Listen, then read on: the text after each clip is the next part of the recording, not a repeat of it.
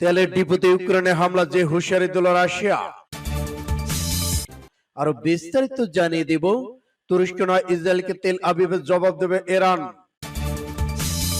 চীন থেকে 25 fighter jet কিনছে পাকিস্তান।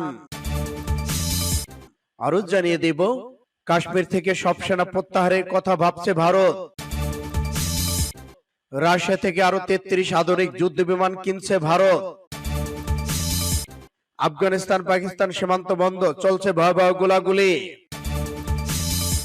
আরো জানিয়ে দিব, এবার ইউরোপ ব্রিটেনের বিরুদ্ধে প্রতিশোধমূলক নিষেধাজ্ঞা ইরানের। এবং সর্বশেষে জানিয়ে দিব, প্রথমবার ইসরায়েলি বিমানকে লক্ষ্য করে ক্ষেপণাস্ত্র ছুড়ল রাশিয়া। শুনছিলেন সংবাদ শিরোনাম, এখন বিস্তারিত। তবে অনুরোধ থাকবে এই ভিডিওটিতে একটি লাইক দিন এবং কমেন্টস করে জানিয়ে দেন আপনি কোন জেলা থেকে বা কোথা থেকে আমাদের সাথে যুক্ত রয়েছেন। এবং সর্বশেষ আপডেট গুরুত্বপূর্ণ সংবাদ পেতে চ্যানেলটি সাবস্ক্রাইব করে আমাদের সঙ্গে থাকুন। ধন্যবাদ। তেলের ডিপোতে ইউক্রেনে হামলা যে হুঁশিয়ারি দিল রাশিয়া। রাশিয়ার তেলের ডিপোতে ইউক্রেনে হামলা নিয়ে কঠোর হুঁশিয়ারি উচ্চারণ করেছেন ক্রেমলিন। তেলের ডিপোতে এই হামলা শান্তি আলোচনাকে বাধাগ্রস্ত করবে বলে জানিয়েছে মস্কো। বার্তা সংস্থা রয়টার্স শুক্রবার এক প্রতিবেদনের তথ্য নিশ্চিত করেছেন। ক্রেমলিন বলেছেন, এই হামলা শান্তি আলোচনা চালিয়ে যাওয়ার ক্ষেত্রে স্বস্তিদায়ক পরিস্থিতি সৃষ্টি করবে না। এ ব্যাপারে রাশিয়ার প্রেসিডেন্ট ভ্লাদিমির পুতিনের একজন মুখপাত্র জানান, পুতিনকে এই হামলার বিষয়ে অবহিত করা হয়েছে। শহরের জ্বালানি সরবরাহের জন্য বিঘ্ন না ঘটে সে লক্ষ্যকে সব ধরনের পদক্ষেপ নেওয়া হয়েছে বলে মুখপাত্রের বরাদ্দে বার্তা সংস্থা রয়টার্সের প্রতিবেদনে বলা হয়েছে। প্রসঙ্গত, রাশিয়ার বেলগোরদ প্রদেশের গভর্নর স্থানীয় সময় সকালে দাবি করেন, ইউক্রেনের দুটি MI-24 হেলিকপ্টার করে ইউক্রেনে হামলা করা হয়। কিন্তু ইউক্রেন যে MI-24 হেলিকপ্টার ব্যবহার করে তা চালানো অভিযুক্ত বলে সেই MI-24 হেলিকপ্টার রাশিয়া ব্যবহার করে। ইউক্রেন ও রাশিয়া দুপুরে পেরিয়ে বিকাল হওয়ার পরও ইউক্রেন এখন এই হামলার বিষয়ে কোনো মন্তব্য করেনি। ফলে প্রশ্ন দেখা দিয়েছে, ইউক্রেনকে সত্যি এ হামলা চালিয়েছে। এদিকে এর আগে বেলগোরদ শহরের গভর্নর দাবি করেছে, শুক্রবার সকালে ইউক্রেনের দুটি হেলিকপ্টার থেকে তেলের ডিপোতে হামলা চালানো হয়। এই ঘটনায় সেখানে আগুন লাগে, আহত দুজন, তবে গুরুতর কিছু নয়। দমকল বাহিনী সেখানে কাজ করে যাচ্ছে। বেলগোরদ শহরটি ইউক্রেনের উত্তরের সীমান্ত ঘেঁষা রাশিয়া একটি শহর। দুদিক থেকে এই এলাকা অস্ত্রাগার বিস্ফোরণের ঘটনার পর অভিযুক্ত তীরছোড়া হয় ইউক্রেনের দিকে। তুরস্ক নয় ইসরায়েলকে তেল আবিবের জবাব দেওয়া হবে জানালো ইরান।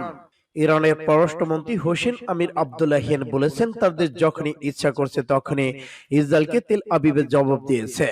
কাজে এই অবৈধ রাষ্ট্রের ক্ষতি করার জন্য তৃতীয় কোনো দেশে হামলা চালানোর প্রয়োজন নেই ইরানের। খবর ইরুনার।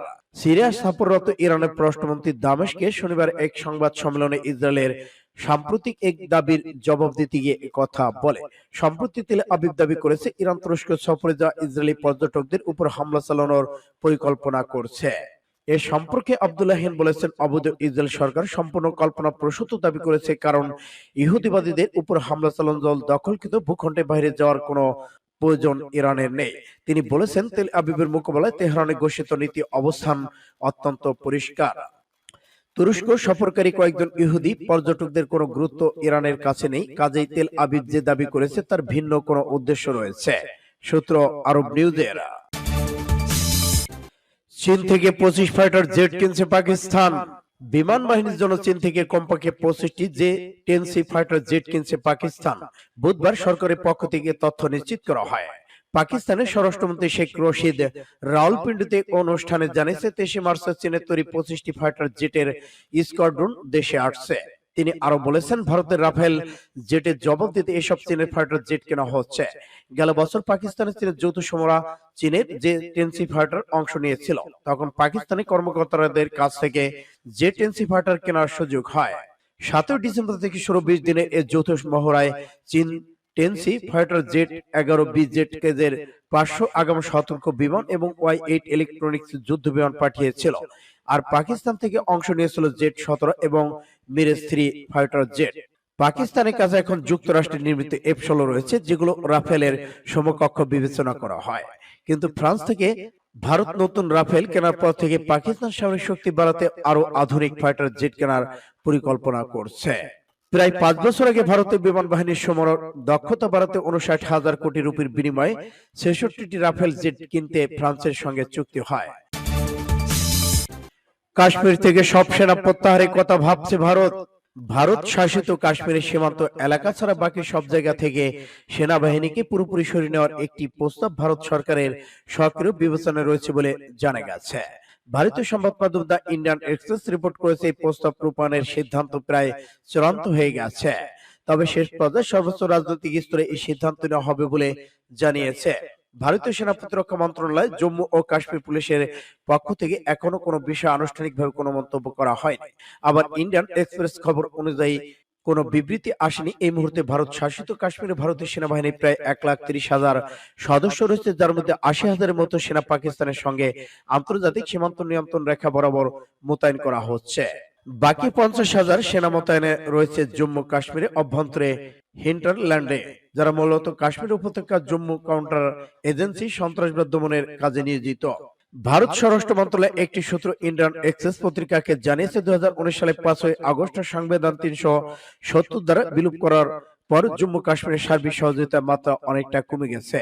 এই সেনা প্রত্যাহারের কথা ভাবছে তারা। সরকার দাবি করেছে গত 3.5 বছরের জম্মু কাশ্মীরের সন্ত্রাসবাদী কর্মকাণ্ড নিরাপত্তা বাহিনীর সদস্যদের উপর হামলার ঘটনা আগের 3.5 বছরের তুলনায় প্রায় 50% অর্ধেক কমে গেছে। সূত্র ইন্ডিয়া টুডে।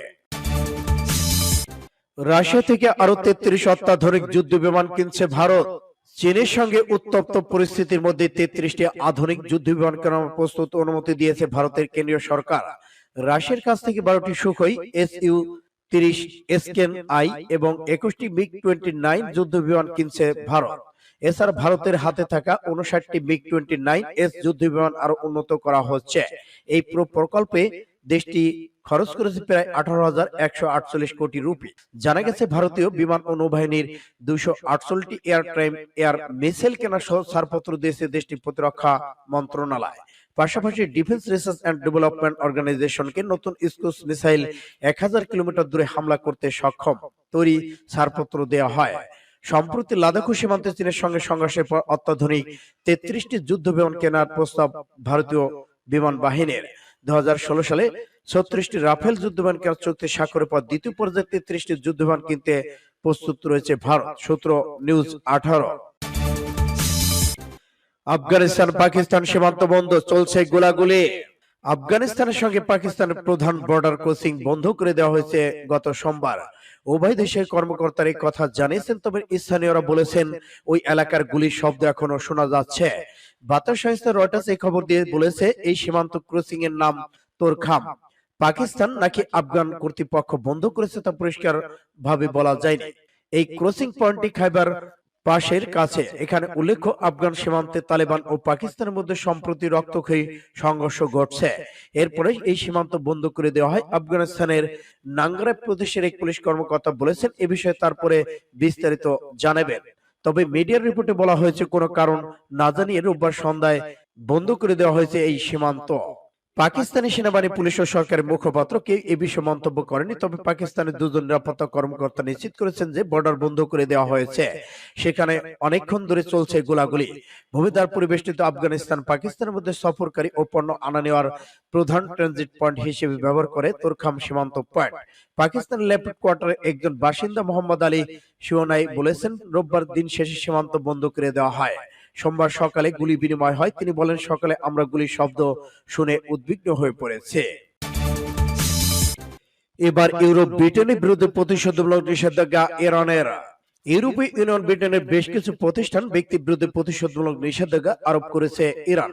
গতকাল পশ্চিমা দেশগুলোর বিরুদ্ধে এই পাল্টা ব্যবস্থা নেওয়ার কথা ঘোষণা করেছে ইরানের পররাষ্ট্র মন্ত্রণালয়। এর আগে রোববার হুঁশিয়ারি উচ্চারণ করে বলেছেন, পররাষ্ট্র মন্ত্রণালয় বলেছিলেন ইরানের 32 কর্মকর্তা দুটি প্রতিষ্ঠানের বিরুদ্ধে ইউরোপীয় ইউনিয়ন অতি সম্প্রতি যে নিষেধাজ্ঞা আরোপ করেছে তার পাল্টা পদক্ষেপ হিসেবে এই ধরনের ব্যবস্থা নেয় তেহরান। ইরানে গত বছরের সেপ্টেম্বরে এই সহিংসতা শুরু হয়েছিল, তা নিয়ন্ত্রণ ভূমিকা রাখার দায় ইরানের এসব ব্যক্তি প্রতিষ্ঠানের বিরুদ্ধে নিষেধাজ্ঞা দেওয়া হয়। এদিকে ইরানের পররাষ্ট্র মন্ত্রণালয় বলেছে সন্ত্রাসী গোষ্ঠীগুলোর প্রতি ইইউ এবং ব্রিটেনের সমর্থন ইরানের জনগণের বিরুদ্ধে সন্ত্রাসবাদ সহিংসতা উস্কে দেওয়ার তাদের ভূমিকা থাকার কারণে তাদের বিরুদ্ধে এই নিষেধাজ্ঞা আরোপ করা হলো। ইউরোপীয় ইউনিয়ন বর্তমানে সাবেক 15 জন কর্মকর্তা 13টি প্রতিষ্ঠানের বিরুদ্ধে এই নিষেধাজ্ঞা আরোপ করেছে তেহরান। সেই সঙ্গে 8 জন ব্রিটিশ কর্মকর্তাকে এই নিষেধাজ্ঞা অন্তর্ভুক্ত করা হয়।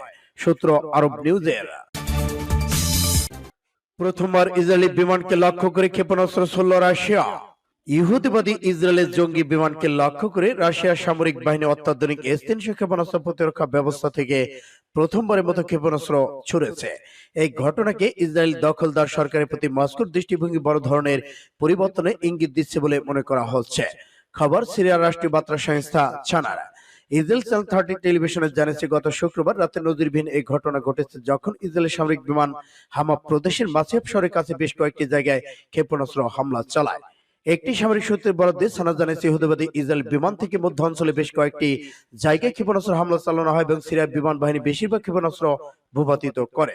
হামা প্রদেশের এই এলাকা থেকে ইসরায়েলি বিমান চলে যাওয়ার সময় রাশিয়া S-300 ক্ষেপণাস্ত্র ব্যবস্থা চালু করা হয়। সিরিয়া S-300 ক্ষেপণাস্ত্র প্রতিরক্ষা ব্যবস্থা রাশিয়ার বিমান বাহিনী পরিচালনা করে এবং তাদের অনুমোদন ছাড়াই সিরিয়ার সামরিক বাহিনী S-300 ক্ষেপণাস্ত্র প্রতিরক্ষা ব্যবস্থা থেকে অস্ত্র ছোড়া হয়।